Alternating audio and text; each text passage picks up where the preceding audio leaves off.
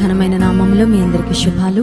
దేవుని వాక్యం నుండి 119వ కీర్తన 133వ వచనం అందరం కలిసి చదువుకుందాం. Psalm 119 verse 133. నీ వాక్యమును బట్టి నా అడుగులు స్థిరపరచుము, ఏ పాపమును నన్ను ఏలనీయకుము. చిన్న ప్రార్థన చేసుకుందాం. పరిశుద్ర ప్రేమ కలిగిన తండ్రి, నీకు స్తోత్రాలు. ఈ రాత్రికాల సమయంలో శ్రేష్టమైన నీ మాటల కొరకు మేము ఎదురు చూస్తున్నాం ప్రభా. నీ మాటలు మమ్మల్ని బ్రతికించేవి కనుక వందనాలు. నీ వాక్యము ద్వారా నీవే మమ్మల్ని స్థిరపరచండి ప్రభా. నీ చిత్తమును మేము గ్రహించినట్లుగా సహాయం చేయండి. నన్ను నీ సిలువ చాటును మరుగుపరచండి. మా అవసరత కొలది నీవే మాట్లాడి మహిమను పొందమని యేసు నామమున ప్రార్థిస్తున్నాము తండ్రి, ఆమేన్. 119వ కీర్తన మనందరికీ తెలుసు. బైబిల్లో it's the longest chapter. Bible గ్రంథంలో అతి పెద్ద అధ్యాయము, ఎక్కువ వచనాలున్న అధ్యాయం 119వ కీర్తన. అయితే ఈ 119వ కీర్తనలో దేవుని వాక్యానికి ఉన్న ప్రాధాన్యత, దేవుని వాక్యము మన జీవితాల్లో ఎటువంటి ప్రయోజనాన్ని చేకూరుస్తుందో, దేవుని వాక్యం ద్వారా ఎటువంటి ఆశీర్వాదాన్ని దీవెన్ను పొందుకుంటామో అనేకమైన మాటలు వ్రాయబడున్నాయి. దేవుని వాక్యాన్ని గురించి ఇప్పుడు మనం చదివిన 133వ వచనంలో నీ వాక్యమును బట్టి నా అడుగులు స్థిరపరచుము అనే మాట. ఈ రాత్రికాల సమయంలో స్పిరిచువల్ ఇమ్యూనిటీ గురించి కొంతసేపు మాట్లాడుకుందాం మనం. ఆధ్యాత్మికంగా కూడా మనకి ఇమ్యూనిటీ ఉండాలి. ఆధ్యాత్మికంగా ఇమ్యూనిటీ ఎందుకు? ఆత్మీయ జీవితంలో నన్ను అటాక్ చేసే వైరస్ ఏదైనా ఉంటుందా అని ఆలోచిస్తే ఆధ్యాత్మిక జీవితంలో కూడా మనిషిని పట్టి పీడించే ఒక వైరస్ ఉంది. There is a virus that is attacking every person on earth. ఏ జాతి కుల మత విభేదాలు లేకుండా అన్ని పరిస్థితుల్లో ఉన్న వారిని పట్టి పీడించే వైరస్ ఒకటి ఉంది. ఆ వైరస్ ఏంటంటే పాపము. Sin is the virus. ఈ సిన్ అనే వైరస్ కేవలం ఈ భౌతిక దేహాన్ని పాడు చేయడమే కాదు, బట్ నిత్య నాశనానికి కూడా మనిషిని ఈడ్చుకొని వెళ్ళగలిగినంత శక్తి కలిగినది పాపం అనే వైరస్. భౌతిక సంబంధంగా ఈ దేహాన్ని కాపాడుకోవడానికి, ఒక 80, 90, 100 సంవత్సరాలు బ్రతకడానికి, ఈ బాడీని మనం కాపాడుకోవడానికి ఇమ్యూనిటీ కోసం అన్ని జాగ్రత్తలు మనం తీసుకుంటూ, చేతులను పదే పదే మనం కడుక్కుంటూ, శానిటైజర్స్ వాడుతూ, మాస్కులు వాడుతూ, ఆ తర్వాత PPE కిట్స్ ఇవన్నీ వాడుతూ ఉండగా ఆధ్యాత్మిక జీవితంలో నీ ఆత్మను నాశనం చేసి నీ ఆత్మను నిత్య నరకాగ్నికి ఈడ్చుకొని వెళ్ళగలిగిన వైరస్ ను గురించి కూడా ఒక మాటలో చెప్పాలంటే ఫిజికల్ వైరస్ కంటే ఆధ్యాత్మిక జీవితంలో నీకు నష్టాన్ని కలుగచేసే పాపం అనే వైరస్ గురించి ప్రతి ఒక్కరు ఇంకెక్కువ జాగ్రత్త పడాలి. పాపం అనే వైరస్ కూడా ఇట్స్ డెఫినెట్లీ ఇన్విజిబుల్ అండి. కరోనా వైరస్ కళ్ళతో చూసిన వారు ఎవరు లేరు. అది ఎలా ఉంటుందంటే దానికి ఒక ఆకారం వేసి డాక్టర్స్ చూపిస్తున్నారు కానీ but nobody has seen it with the physical I. కంటికి కనబడదు కానీ దాని ఎఫెక్ట్స్ మాత్రం ఒక మనిషి మీద కనబడుతూ ఉంటాయి. వైరస్ ప్రవేశించగానే ఎంతటి బలవంతుడైనా, ఎంతటి హేమాహేమిగా ఉండే వ్యక్తి అయినా నాకు చాలా నీరసం అనిపిస్తుంది, నాకు కళ్ళు తిరుగుతున్నాయి, నాకు తలనొప్పి వస్తుంది, నా బాడీలో బలహీనత అని ఆ వైరస్ మనిషి దేహంలోకి ప్రవేశించిన దగ్గర నుంచి అది మనిషిని నిర్వీర్యపరచడం, బలహీనపరచడం ప్రారంభిస్తున్నట్లే పాపం కూడా అది చాలా ఇన్విజిబుల్గా ఉంటుంది. అది కంటికి కనబడదు. శరీరంలో లేక మన మనస్సులో, మన హృదయంలో ఎప్పుడు ఎలా ప్రవేశిస్తుందో కూడా చెప్పలేం. కానీ ఈ పాపం అనే వైరస్ మనలో ప్రవేశించిన తర్వాత ఆ పాపాన్ని కనుక మనం పెంచి పోషిస్తే, ఈ రోజుల్లో కోవిడ్కు యాంటీవైరల్ డ్రగ్స్ డాక్టర్స్ ఇస్తున్నారు. మరీ వైరల్ లోడ్ ఎక్కువ ఉంటే స్టెరాయిడ్స్ ఇస్తున్నారు. ఈ ట్రీట్మెంట్లు అన్నీ చేసి ఆ వైరస్ని ఎలాగైనా చంపడానికి డాక్టర్స్ ప్రయత్నం చేస్తూ మరి మంచి ట్రీట్మెంట్స్ ఇస్తూ మనుషులకు సహాయపడుతూ ఉంటే, నీలో ప్రవేశించిన పాపం అనే వైరస్ను చంపడం ఎలా? పాపం అనే వైరస్ నుండి కాపాడుకోవడం ఎలా? పాపం అనే వైరస్ ఒక మనిషిలో ఎక్కువ కాలం ఉంటే మరి దాన్ని చంపకపోతే అది మనిషిని ఎలా ఎఫెక్ట్ చేస్తుంది అని ఆలోచన చేస్తే, ఇక్కడ 119వ కీర్తనలో 133వ వచనం, ఏ పాపమును నన్ను ఏలనీయకుము. ఇంగ్లీష్ బైబిల్లో ఉంది, let no iniquity have dominion over me. నా మీద ఏ పాపము అధికారము చేయనివ్వకు. దేవా, ఏ పాపము నా మీద ఏలనివ్వకు అని భక్తుడు ప్రార్థన చేస్తున్నాడు. ఈ రాత్రికాల సమయంలో కూడా ఇది నా జీవితంలో ఒక ప్రార్థనగా మారాలి. అదేంటంటే పాపాన్ని నేను ఏలాలి కానీ ఏ పాపము నన్ను ఏలనివ్వకు. ఈ రోజుల్లో మనిషిని గమనిస్తున్నట్లయితే అన్నీ సంపాదించుకోగలుగుతున్నాడు, ఉన్నతమైన స్థానానికి వెళ్ళగలుగుతున్నాడు, కానీ పాపానికి మాత్రం మనిషి బానిసగా మారిపోయాడు. పాపపు సంకెళ్ల చేత ప్రతి మనిషి పీడించబడుతున్నాడు. ఒక ఇన్విజిబుల్ సిన్, ఒక ఇన్విజిబుల్ హ్యాబిట్ కావచ్చు, లేకపోతే తన జీవితంలో అయినా ఒక అలవాటుగా కావచ్చు, ఆ పాపాన్ని చేసేసుకొని ఈ పాపం చేయకుండా నేను బ్రతకలేను, నాకు తెలుసు ఈ పాపం నన్ను బలహీనపరుస్తుందని, నాకు తెలుసు పాపం నన్ను నష్టపరుస్తుందని, నాకు తెలుసు పాపం నా జీవితంలో ఉండడం వల్ల నేను ప్రశాంతంగా ఉండలేకపోతున్నాను, నాకు తెలుసు పాపం చేయడం కరెక్ట్ కాదని, అవన్నీ తెలిసినా అవన్నీ ఫ్యాక్ట్సే అయినా ఈ పాపం మాత్రం చేయకుండా నేను ఉండలేకపోతున్నానని పాపం చేత అనేక మంది నేటి దినాల్లో ఏలుబడి చేయబడుతూ ఉన్నారు. There are many people who are ruled by sin. Sin has dominion over us. మరి పాపం మనల్ని ఏలకుండా, పాపం ద్వారా ఏలుబడి చేయించుకోకుండా ఉండాలంటే ఏం చేయాలి అని ఆలోచిస్తే, స్పిరిచువల్ ఇమ్యూనిటీ పెంచుకోవడానికి ప్రతి విశ్వాసి అనుదినం, ఈ రోజుల్లో డాక్టర్ చెప్తున్నారు, ప్రతిరోజు మల్టీవైటమిన్ తీసుకోండి, ప్రతిరోజు కాసేపు సన్లైట్లో ఉండండి, ప్రతిరోజు కొంతసేపన్న ఎక్సర్సైజ్ కొరకు కేటాయించండి, ప్రతిరోజు మంచి ఆహారం తీసుకోండి, ఫాస్టింగ్ చేయొద్దని చెప్తున్నారు, ఎందుకంటే ఉపవాసం చేస్తే ఇమ్యూనిటీ డౌన్ అయిపోతుంది కనుక ప్రతిరోజు ఆహారం తినండి అని చెప్తున్నట్లే స్పిరిచువల్ లైఫ్లో ఇమ్యూనిటీ బూస్ట్ చేసుకోవాలంటే, ఆధ్యాత్మిక జీవితంలో బలవంతులుగా మనం తయారవ్వాలంటే, మనలో ప్రవేశించే పాపము లేక మనల్ని ఆకర్షించే పాపానికి మనం బానిసలు కాకుండా, పాపము ద్వారా మనం ఏలుబడి చేయబడకుండా ఉండాలంటే 133వ వచనం 119వ కీర్తనలో, నీ వాక్యమును బట్టి నా అడుగులు స్థిరపరచు. నీ వాక్యమును బట్టి. Tonight God's word is what will help us to save our life from this virus called sin. పాపము అనే వైరస్ నుండి నిన్ను నన్ను కాపాడుకోవడానికి మనకు సహాయపడేది దేవుని వాక్యము, దేవుని మాటలు. 119వ కీర్తనలో 11వ వచనంలో భక్తుడు రాస్తున్న మాట ఏంటంటే చూడండి, నీ ఎదుట నేను పాపము చేయకుండానట్లు నా హృదయములో నీ వాక్యము ఉంచుకొని ఉన్నాను. The greatest treasure that any human being can have is to preserve God's word in the heart. ఎన్ని వజ్రాలు, ముత్యాలు, వైడూర్యాలు ఎన్నున్నా ఒకరోజు నీకు ఆస్తి అక్కరకు రాదు, అవి బీర్వాలోకే పరిమితం అవుతాయి. ఈ లోకాన్ని విడిచి వెళ్లాల్సి వస్తే ఒట్టి చేతులతో ఒక జత బట్టలతో వెళ్ళిపోతావేమో, కానీ నీ హృదయంలో నువ్వు కలిగి ఉండగలిగిన ఒక శ్రేష్టమైన విలువైన విషయం అంటూ ఏదైనా ఉంది అంటే అది దేవుని వాక్యము. హల్లెలూయా. నీ ఎదుట నేను పాపము చేయకుండానట్లు నా హృదయంలో నీ వాక్యము ఉంచుకొని ఉన్నాను. దేవుని వాక్యం హృదయంలో ఉంచుకుంటే నువ్వు ఎక్కడికి వెళ్ళినా పాపం అనే వైరస్ నిన్ను అటాక్ చేయకుండా దేవుని వాక్యం నిన్ను ప్రిజర్వ్ చేస్తుంది. నువ్వే దృశ్యం చూస్తున్నా, చూడరాని దృశ్యం నీ కళ్ళ ఎదుటకు వచ్చినా, చేయరాని పని చేయమని నీ స్నేహితులు నిన్ను ప్రేరేపిస్తున్నా, ఒకవేళ నీ మనస్సు కొన్నిసార్లు నిన్ను అపవిత్రమైన కార్యాలు చేయడానికి, ఒకవేళ నిన్ను అట్రాక్ట్ చేయడానికి, నిన్ను గోతిలోనికి లాగడానికి ప్రయత్నం చేస్తున్నా, దేవుని వాక్యము మనకి ఇమ్యూనిటీ ఇస్తుందండి. హల్లెలూయా. నీ ఎదుట నేను పాపము చేయకుండానట్లు నా హృదయంలో నీ వాక్యం ఉంచుకొని ఉన్నాను.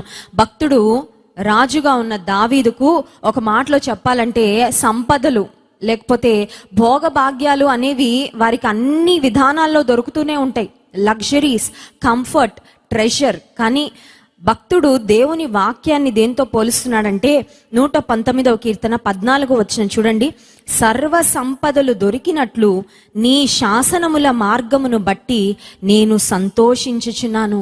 I rejoice in the way of thy testimonies as much as in all riches. సర్వ సంపదలు దొరికినట్లు. నీ హృదయంలో ఎంత సంపద ఉంది? I want to ask you this question. అయ్యో, ఈ సంపద కూర్చుకోవడానికి టైం లేదండి నాకు, ప్లీజ్ ఇన్వెస్ట్ సమ్ టైం, కొంచెం టైం తీసుకుందాం. ఎందుకంటే ఈ లోక సంబంధమైన సంపద ఈ లోక జీవితం వరకు మాత్రమే పనికొస్తుంది, కానీ దేవుని వాక్యం అనే సర్వ సంపదను హృదయంలో దాచుకుంటే it will take you to another level. నిత్యమైన ఆశీర్వాదానికి, నిత్య జీవానికి నిన్ను వారసునిగా, వారసురాలిగా చేసేది ఈ వాక్యమే. కనుక ఈ సంపదను హృదయంలో దాచుకోవడానికి, ఈ సంపదను స్వీకరించడానికి, ఈ సంపదను హృదయంలోకి అంగీకరించడానికి సమయం తీసుకుందాం. ప్రతిరోజు రాత్రి అమూల్యమైన స్వచ్ఛమైన దేవుని మాటలు మనకు వినబడుతూ ఉన్నాయి. We can say God's word is ringing in our ears. దేవుని వాక్యం మన చెవుల్లో వినబడుతుంది. కానీ నాకు తెలుసు కొంతమంది వారి కుటుంబాలలో భార్యలు వాక్యం పెట్టుకొని వింటే విసుక్కునే భర్తలు ఉంటారు. ఎప్పుడు వాక్యమైనా నీకు ఇంకా పని పాట ఏముండదా? ఎప్పుడు వాక్యం వింటే ఏమొస్తుంది నీకు? వాక్యం వింటే నీకేమన్నా ఆహారం వస్తుందా? అఫ్ కోర్స్ వాక్యం వింటే కడుపు నిండదేమో కానీ ఆత్మ నిండుతుంది. హల్లెలూయా. ఒకవేళ వాక్యం చదువుతూ ఉంటే, వాక్యం వింటూ ఉంటే ఇల్లు శుభ్రం అవ్వదేమో కానీ హృదయం శుభ్రం అవుతుంది. హల్లెలూయా. ఒకవేళ వాక్యం వింటూ ఉంటే డబ్బులు నీ చేతికి రావేమో, నువ్వు ఒక వ్యాపారం చేస్తే వచ్చినట్లు, కానీ సర్వ సంపదలు దొరికిన దానికంటే ఇంకా శ్రేష్టమైన ఆధ్యాత్మిక ఆశీర్వాదాలు, డబ్బుతో కొనలేని దీవెనలు దేవుని వాక్యాన్ని ధ్యానించుట ద్వారా, దేవుని వాక్యాన్ని వినుట ద్వారా, దేవుని వాక్యాన్ని ప్రేమించుట ద్వారా మనం పొందుకోగలం. హల్లెలూయా. జాన్ వెస్లీ గారు ఎప్పుడు చెప్తూ ఉంటారు, ఫస్ట్ టైం అమెరికాకు వచ్చినప్పుడు ఆ మీటింగ్కు నేను వాక్యం వినడానికి వెళ్ళినప్పుడు కూడా ఇదే మాట చెప్పాను. నేను చాలా ఇన్స్పైర్ అయ్యాను. ఏం చెప్పారంటే, మా నాన్నగారు నేను టీనేజ్లోకి వచ్చిన తర్వాత నాకు ఇచ్చిన ఒక ఆస్తి, నాకు ఇచ్చిన ఒక బహుమానం ఏంటంటే ఒక బైబిల్. మా డాడీ నాకు ఒక బైబిల్ ప్రెజెంట్ చేశారు. ప్రెజెంట్ చేసి ఏం చెప్పారంటే, బాబు ఆస్తి పాస్తులు ఏమీ నీకు ఇవ్వలేను, కానీ నీకు ప్రపంచం మొత్తంలో విలువైన ఒక సంపద నీకు ఇస్తున్నాను. Treasure it, preserve it, meditate it, cherish it. ఈ వాక్యాన్ని చదువు, వాక్యాన్ని ధ్యానించు, వాక్యాన్ని ప్రేమించు, వాక్యాన్ని నీ హృదయంలో భద్రం చేసుకొని మా నాన్నగారు ఈ బైబిల్ ఇచ్చారని ఆ బైబిల్ చూపించి చెప్పారండి. ఆ రోజు నుండి ఈ రోజు వరకు ప్రతిరోజు నేను వాక్యాన్ని ధ్యానిస్తూనే ఉంటాను, వాక్యాన్ని చదువుతూనే ఉంటాను. ఆ వాక్యము నన్ను బ్రతికించింది. ఇప్పుడు అనేక వేల కొలది, లక్షల కొలది ఆత్మలను దేవునిలో ఉజ్జీవింప చేయడానికి, రక్షణ లేని వారిని రక్షణలోకి నడిపించడానికి, అనేక మందిని ఆధ్యాత్మికంగా బ్రతికించడానికి ఈ రోజు ఈ వాక్యమే ఉపయోగపడుతుంది. హల్లెలూయా. నీకు తెలుసా నీ చేతిలో ఈ వాక్యం ఎంత విలువైనదో? ఈ వాక్యానికి ఎంత పొటెన్షియల్ ఉందో నీకు తెలుసా? చాలాసార్లు విలువైన దేవుని వాక్యం మన దగ్గర ఉంటే దీని విలువ మనకు అర్థం కాదండి. విలువ అర్థం కాక ఎప్పుడు ఉండే వాక్యమేగా, ఈ బైబిల్ ఎంత ఆఫ్టర్ ఆల్ ఒక 150 రూపాయలు పెట్టుకొని కొనుక్కున్నాను, లేకపోతే ఒక 250 రూపీస్ పెట్టి ఈ బైబిల్ కొన్నాను, అంతే కదా. గోల్డ్ కన్నా, డైమండ్స్ కన్నా, లేకపోతే పలానా జ్యువెలరీ కన్నా ఈ బైబిల్ పెద్ద విలువైంది ఏం కాదులే అని బహుశా నువ్వు చిన్న చూపు చూస్తున్నావేమో. గుర్తించు ప్రియమైన సహోదరి, ప్రియమైన దేవుని బిడ్డ, ఈ వాక్యము విస్తారమైన వెండి బంగారు కంటే, ముత్యాల కంటే కోరదగినది. హల్లెలూయా. నీ జీవితాన్ని విలువైన జీవితంగా మార్చే విలువైన మాటలు ఈ దేవుని వాక్యంలో ఉన్నాయి. ఇందాక మనం చదివాం 133వ వచనంలో, నీ వాక్యమును బట్టి నా అడుగులు స్థిరపరచు. ఎంతమంది తమ జీవితాలలో తప్పటడుగులు వేసి నష్టపోయారు, తప్పుటడుగులు వేసి నష్టపోయారు. వెనకకు తిరిగి చూసుకున్నా ఏమీ చేయలేని రాంగ్ స్టెప్స్, రాంగ్ మిస్టేక్స్ వేసి ఈ రోజుల్లో బాధపడుతున్నవారు, ఏడుస్తున్నవారు, రిగ్రెట్లో బ్రతుకుతున్నవారు ఎంతో మంది సమాజంలో ఉన్నారు. మరి నేను అడుగులు సరిగ్గా వేయాలంటే, నిర్ణయాలు మంచిగా తీసుకోవాలంటే నాకేంటండి, నాకు దిక్సూచి ఏంటి? What is the campus that helps me to go in the right direction? కొన్నిసార్లు చూడండి, సముద్రాలలో వెళ్తున్నప్పుడు క్యాప్టెన్స్ ఆ డైరెక్షన్ చూపించే ఆ కంపాస్ను యూజ్ చేస్తూ ఉంటారు. నార్త్ ఎటు, సౌత్ ఎటు, ఈస్ట్ ఎటు, వెస్ట్ ఎటు అని. కొన్నిసార్లు గాలికి ఈ ఓడ దాని డైరెక్షన్ మారిపోతూ ఉన్నప్పుడు ఆ కంపాస్లో డైరెక్షన్ చూసుకొని మళ్ళీ వాళ్ళు రైట్ డైరెక్షన్లో వెళ్ళిపోతుంటారు డెస్టినేషన్ కొరకు. నీ జీవితంలో కూడా కొన్నిసార్లు లోకంలో కొన్ని గాలులు నీ జీవితం అని ఓడను కొట్టేస్తూ ఉన్నప్పుడు నీకు అర్థం కాదు ఒక్కసారి ఏమైపోయింది, ఏమైపోయాను అని. అలాంటి సమయంలో అడుగులు ఎలా వేయాలి, ఎటు ముందుకు వెళ్ళాలి, ఎవరిని నమ్మాలి, ఎవరిని నమ్మకూడదు, ఏం చేయాలి, ఏం చేయకూడదు, ఏం మాట్లాడాలి, ఏం మాట్లాడకూడదు, సమయాన్ని ఎలా గడపాలి, ఎలా గడపకూడదో ఎలా తెలుస్తుందంటే దేవుని వాక్యము నీకు సహాయపడుతుంది. దేవుని వాక్యము నిన్ను బలపరుస్తుంది. అందుకే 119వ కీర్తన 105వ వచనంలో మనందరికీ తెలుసు, నీ వాక్యము నా పాదములకు దీపము, నా త్రోవకు వెలుగై ఉన్నది. ఇంట్లో ఒక్క ట్యూబ్ లైట్, ఒక్క బల్బు కూడా లేకుండా కట్టుకునే వారు ఎవరైనా ఉంటారా? డెఫినెట్లీ ఉండరు కదండి. ఎంత చిన్న ఇల్లు అయినా, ఎంత చిన్న రూమ్ అయినా, at least we make sure there's a light. చిన్న బల్బ్ అయినా ఉండేటట్లు మనం చూసుకుంటాం. ఎందుకంటే చీకటి ఇంట్లో, చీకటి గుహలో, చీకటి ప్రపంచంలో మనం జీవితాన్ని ఊహించుకోలేం. అయితే నీ జీవితము ఈరోజు చీకటిమయంగా ఉంది, దేవుని వాక్యం అనే దీపం ఉందా నీ జీవితంలో అని అడుగుతున్నాను. Do you have God's word which is like a guiding lamp to your feet. నీ పాదములకు దీపముగా, నీ త్రోవకు వెలుగుగా ఉండే దేవుని వాక్యము రోజులో ఎన్నిసార్లు నెమరవేసుకుంటున్నావు? హృదయంలో అసలు ఏమైనా దేవుని వాక్యాలు కంఠస్థం చేసి ఉంచావా? Have you meditated on God's word any time in your life? ఎప్పుడైనా నీ జీవితంలో వాక్యాన్ని నువ్వు మెడిటేట్ చేసావా? నేను కాలేజీలో చదువుతున్నప్పుడు దాదాపు 45 minutes 1 hour జర్నీ అండి, బస్సు ప్రయాణం. బస్సులో చక్కగా సీటు దొరకగానే విండో పక్కన కూర్చొని వెంటనే నా బైబిల్ తీసేదాన్ని. The first thing I would do is to open my Bible. గంట సేపు ప్రయాణం కాబట్టి దేవుని వాక్యాన్ని బాగా చదివి, బాగా నెమరు వేసుకొని, బాగా అన్వయించుకోవడానికి ఆ 1 hour టైంను కంప్లీట్గా యూటిలైజ్ చేసుకొని దాన్ని. కొంతమంది అంటారు ప్రయాణాల్లో మాకు ఏదైనా పుస్తకం చూస్తే కళ్ళు తిరుగుతాయండి, మాకు వామిటింగ్ సెన్సేషన్ వస్తుందండి, తలనొప్పి వస్తుందండి, ఇలా చెప్తూ ఉంటారు. ఒకవేళ if you can't read the Bible, you can just hear the audio version కదండి. కనీసం ఆడియో బైబిల్స్ ఉంటాయి, యూట్యూబ్లో మెసేజెస్ పెట్టుకొని వినొచ్చు, పాటలు పెట్టుకొని వినొచ్చు. ఈ రోజుల్లో చాలా మంది నెగటివ్ థాట్స్తో స్ట్రగుల్ అవుతున్నారు, వరీతో స్ట్రగుల్ అవుతున్నారు, అనవసరమైన ఆలోచనలు, అనవసరమైన శోధనలు, వీటన్నిటికీ అపవాది ఎందుకు అవకాశం తీసుకుంటున్నాడంటే, కొన్నిసార్లు నీ మనసును నువ్వు ఖాళీగా వదిలేస్తున్నావు. Idle man's brain is devil's workshop. నీ మనసును ఖాళీగా వదిలేయడం వల్ల అపవాది అనవసరమైన ఆలోచనలు నీ మనసులో తెచ్చి పెడుతున్నాడు. If you can saturate your mind with God's word, దేవుని వాక్యంతో నీ మనసును మొత్తం నింపేసుకుంటే ఇక లోక సంబంధమైన ఆలోచనలకు స్థలమే ఉండదు, నిరాశకు స్థలమే ఉండదు, నిస్పృహకు స్థలమే ఉండదు, భయాలకు స్థలమే ఉండదు. దేవుని వాక్యంతో నీ మనసును నీవు నింపుకోగలిగితే. 119వ కీర్తన 165వ వచనంలో కూడా ఒక మాట వ్రాయబడింది చూడండి. నీ ధర్మశాస్త్రమును ప్రేమించు వారికి ఎంతో నెమ్మది కలదు, వారు తూలి తొట్టిల్లుటకు కారణము ఏమీ లేదు. హల్లెలూయా. 2 మాటలు చాలా అమూల్యమైన మాటలు. నెమ్మది కావాలంటే ఎక్కడ దొరుకుతుంది చెప్పండి? ప్రపంచంలో నెమ్మది ఎక్కడ దొరుకుతుంది? ఈ రోజుల్లో నెమ్మది లేదు, మనిషికి అన్నీ ఉన్నాయి, పీస్ లేదు, అంతే. నెమ్మది ఎక్కడ దొరుకుతుందంటే దేవుని వాక్యాన్ని ప్రేమించే వారికి ఎంతో నెమ్మది కలదు. God gives you great peace when you love his word, when you love the scriptures, when you meditate upon his word. దేవుని వాక్యాన్ని ధ్యానం చేస్తూ ప్రేమిస్తూ ఉంటే నీకు గొప్ప నెమ్మది. ఆ తర్వాత తూలి తొట్టిల్లుటకు కారణం ఏమీయో. కొన్నిసార్లు ఆత్మీయంగా మనం ఎంత వీక్ ఉంటామంటే, స్పిరిచువల్ ఇమ్యూనిటీ ఎంత డౌన్ ఉంటుందంటే, అపవాది వేసే ప్రతి శోధనలో పడిపోతూనే ఉంటారు కొంతమంది.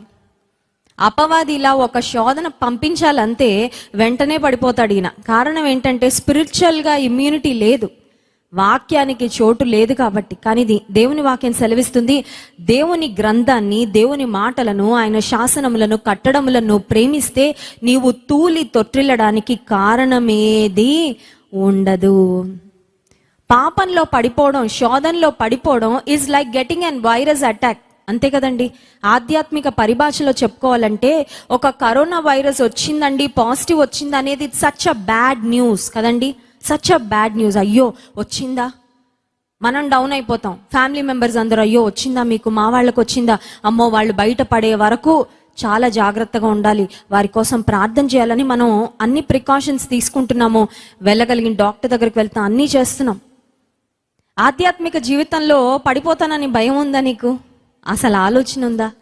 తూలిపోతానేమో, తొట్టిల్లిపోతానేమో, అపవాది శోధనలో పడిపోతానేమో, దేవునికి నా వలన అవమానం వస్తుందేమో, దేవునికి నా జీవితం ద్వారా మహిమ రాదేమో, దేవుని నేను ఒకవేళ డిసప్పాయింట్ చేస్తున్నానేమో నా ప్రవర్తన ద్వారా అనే అనుభవం, అనే ఆలోచన నీ జీవితంలో ఉన్నట్లయితే దేవుని వాక్యం సెలవిస్తుంది, నీవు వాక్యాన్ని ప్రేమిస్తే, దేవుని కట్టడలను ప్రేమిస్తే నీవు తూలి తొట్టిల్లిపోవడానికి కారణం ఏది ఉండదు. Hallelujah. So meditating upon God's word is what keeps you strong and fit spiritually. దేవుని వాక్యాన్ని ధ్యానం చేస్తూ దేవుని వాక్యాన్ని జీవితంలో పాటించేవారు ఆధ్యాత్మికంగా శక్తిమంతులుగా, బలహీనులుగా ఉంటారు. కనుక ఈ రాత్రికాల సమయంలో కూడా దైవజనులు దేవుని వాక్యాన్ని దేవుని సన్నిధిలో సిద్ధపడి కనిపెట్టి మనకు అందిస్తూ ఉండగా, దేవుని వాక్యాన్ని, సర్వ సంపదలను ఎలా మనం అమూల్యమైన వాటిగా ఎంచుతామో దేవుని వాక్యాన్ని కూడా అంతకంటే అమూల్యమైన వాటిగా స్వీకరించుదాం మన హృదయాల్లోకి. కారణం, దేవుని వాక్యాన్ని వింటూ ఉండగా మనకు ఇమ్యూనిటీ డెవలప్ అవుతుంది. పాపం చేయాలంటే అసహ్యం, అపవాది ఎంత శోధించినా నువ్వు శోధనలో పడకుండా నిలబడే శక్తి, తూలి తొట్రులకుండా ఉండే అనుభవాలు దేవుడు నీ జీవితంలో అనుగ్రహిస్తాడు. దేవుని వాక్యాన్ని ప్రేమించేవారిగా, దేవుని వాక్యాన్ని ధ్యానించే వారంగా, దేవుని వాక్యాన్ని జీవితంలో అనుభవపూర్వకంగా మరి నడుచుకునే వారంగా దేవుడు తన కృపను మనకు అనుగ్రహించును గాక. ఆమేన్. కళ్ళు మూసుకోండి, ప్రార్థన చేసుకుందాం. పరిశుద్ధ ప్రేమ కలిగిన తండ్రి, నీకు స్తోత్రాలు. ఈ రాత్రికాల సమయంలో నీవు మాతో మాట్లాడినందుకు వందనాలయ్యా. నీ కట్టడలను, నీ న్యాయ విధులను, నీ వాక్యమును ప్రేమించే వారముగా మమ్మల్ని నీవు సిద్ధపరచండి ప్రభువా. ఎందుకంటే నీ మాటలు మా పాదములకు దీపము, మా త్రోవకు వెలుగు. నీ వాక్యం పట్ల మాకు అధిక ఆసక్తినివ్వండి. నీ వాక్యం పట్ల మాకు ఆకలిని, దప్పికనివ్వండి ప్రభువా. నీ వాక్యాన్ని ఏదో విని విడిచిపెట్టే వారంగా కాకుండా వాక్యాన్ని స్వీకరించి వాక్యానికి లోబడి జీవించే బ్రతుకులు మాకు ఇవ్వండి. నీ కృప మాకు అనుగ్రహించి ఆధ్యాత్మికంగా మమ్మల్ని అందరినీ బలవంతులుగా చేసి నీ కృపలో స్థిరపరచుమని యేసు నామమున ప్రార్థిస్తున్నాం తండ్రి. ఆమెన్.